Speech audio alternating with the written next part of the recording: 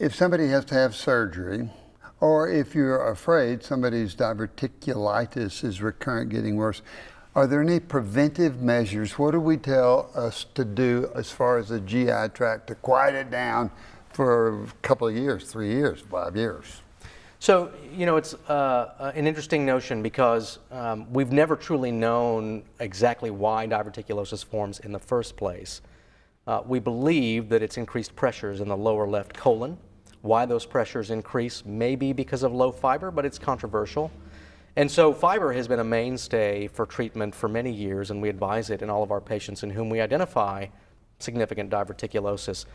There is a couple of studies that have shown that if you increase dietary fiber intake, that you can actually reduce the risk that diverticulosis will transform into a case of diverticulitis. So if a person has come in with an episode of diverticulitis, it was simple and easy to treat and they're well now, we will sometimes advise them on a fiber diet as well to try to help prevent the next episode from occurring. Losing weight and smoking?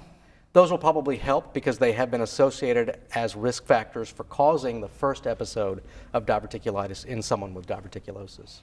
How common is diverticulitis in a gastroenterology practice? Is it something you see frequently or as rare as hen's teeth?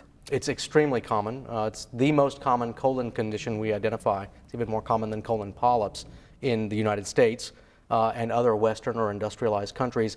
Far less common in countries out of Asia or in parts of the world where maybe the dietary fiber content starting from youth is quite a bit higher.